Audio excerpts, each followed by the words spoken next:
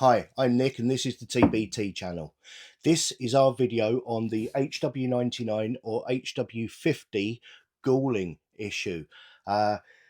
I've recorded this one once. It was restricted. I believe I found a way of unrestricting it, so I've just simply put a precursor on the beginning of that video because everything that was in that one was correct. Hopefully everybody can see this now and it isn't restricted to people who've got their settings in some weird configuration. Please like and subscribe to the channel, hit notifications. We have lots of new videos coming out soon. Thank you. Number 2 here in pieces. This is my one. In pieces, so I can show you what it is that we actually did. Now, when you remove the barrel, the actual stripping down of the 99 is covered in another one of our videos. You'll be able to find it on the website, on our YouTube channel. It covers the HW99, 95 and 98 strip down guide. They're the same essentially as far as stripping them down goes, so watch that to see how to get it this far. But once you've got it this far, we're going to look specifically now at what to do with the 99 or 50 to stop or to prevent the problem from cropping up in the future. So the first thing you need to do is this knuckle here is usually from the factory very stiff, so you want to free that up by manipulating it to each extent, or even some people I've seen put a screwdriver, wide screwdriver into there and tap it to open that jaw there out. Get that done, and that's a lot of the potential future problem gone. Next thing to do is polish up the little ears here on the faux cocking shoe. It's not really a cocking shoe because it's part of the arm, but they have little raised bits there that can be a little bit sharp. So just take a Dremel or a whetstone or some abrasive to that and get that out. Next, you've got a piece of plastic in here which Weihrauch fitted a few years ago to alleviate. The idea was to alleviate the galling issue because they were aware of it and they wanted to fix it. So they put that in to provide some support to stop it from happening. Unfortunately, all it did was transfer the problem to somewhere else. That acted as a fulcrum and levered it up in a different place. So we need to fix this. So on here, you'll see there's a small pin holding that piece of plastic in. You need to punch that through, remove the plastic. There's a small spring behind this end. Okay, take that spring out. Don't refit it. Put it to one side just in case you want to refit it in the future. But I would suggest not refitting it, and then put the plastic back into the cocking arm, and then we'll put the gun back together, and this is what we need to do to check it. So the cocking shoe goes into the slot on there. What we've got actually here, just to let you know, is the compression tube with the piston inside, but I haven't got the spring in it. Okay, so it's under no spring tension at all. All we're going to be doing is manipulating the barrel to feel for tight spots. So we get our axis pin, bolt I should say, just a couple of turns on there, doesn't need to be tight. And what we're going to do is just move that backwards and forwards, feeling for tight spots. Now this is one I've already done, so there aren't any. But you will feel, as you move it back, it will get tight and then loose and then tight and then loose, and you'll be able to see in this gap here that it's the plastic rubbing on the underside of the tube.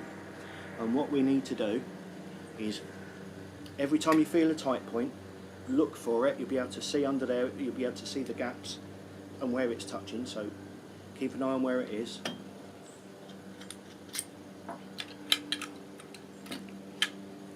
Remove the barrel again, and then remove any material on there just to bring it down. Now on this one that I've already done, we've got probably less than 1 millimetre of material projecting over the entire length.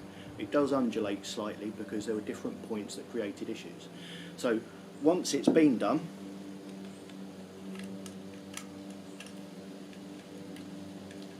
get that back into there.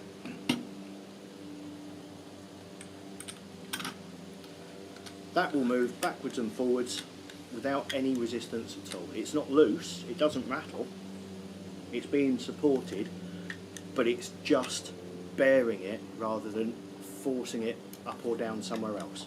So once we've done that, what we need to do finally, before rebuilding it, is just take a good quality high molybdenum paste. Now this is our bum slide, which you can buy on our website. A lot of the kits come with it. you can use anything. You don't have to buy this, it's just a tiny amount of that is all that's needed though with R1, because this is virtually all molybdenum. So we just put a small amount of that for it to run on along inside of there, then a small amount onto the inside of the ears there, and then that gives good protection. Also, you got your little shims here which go into the barrel. You've still got bum slide on your fingers, so just rub those in your fingers and it will leave a tiny amount on there which is enough for the job required. Putting the shims in. Some people struggle on some guns getting these little shims back in and damage them. All I can say is that a Bic pen is your friend. The little cheap Bic pens with the removable tops with the little pocket clip on the top. You use the pocket clip part to push the shim into position, then you use the rounded part in through that hole and turn it, and it centralises it for you. Absolutely fantastic. It means you can fit them in there without doing any damage to the gun, because the plastic won't mar the bluing, it won't damage the shims, unless you're an absolute animal, it won't damage the shims, so that's good. And once you've got it together, the next thing, which quite often comes up, is how tight do you want the barrel. Now, if it's too loose, the barrel's going to move. If it's too tight, you're creating more problems than you need. So what you're actually after here, that's not quite tight enough, you want to just nip that up until it's just enough to hold its own weight. Okay, so with the shims in place, obviously I haven't put them in for this demonstration, but just enough to hold itself in place, so you're not working against the tension inside of there, but at the same time it's giving enough support so you're not going to lose any accuracy with a moving barrel. That is it, really. The galling fix, do that, and the HW99 or HW50 is a fantastic gun, especially for 12 foot-pounds. Simply because the bore's 26mm and the stroke is 71mm, which gives it the perfect amount of swept volume inside for 12 foot-pounds. We are asked about short stroke in these. There's no need for the UK. We do sell a lot of short strokes for Germany, where they have a 5.5 foot-pound limit. A 10mm short stroke on this makes it run really crisp at that power range, but for the UK all you would be doing is reducing its potential.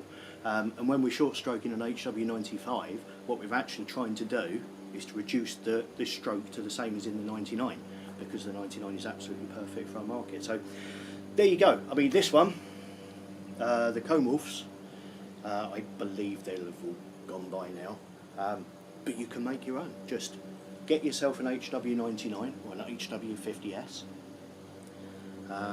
buy a kit for it, ours or somebody else's, just to improve the internals on it. Follow the guide on what I've shown you on how to fix the galling issue here. It'll take maybe an hour of your time, including the fitting of the kit, and that will give you many years of trouble-free, happy shooting with a fantastic value little gun. So there you go. Thank you very much for watching. Take a look around the website, have a look at some of our other videos, and if you have any questions, just contact us. Thanks a lot.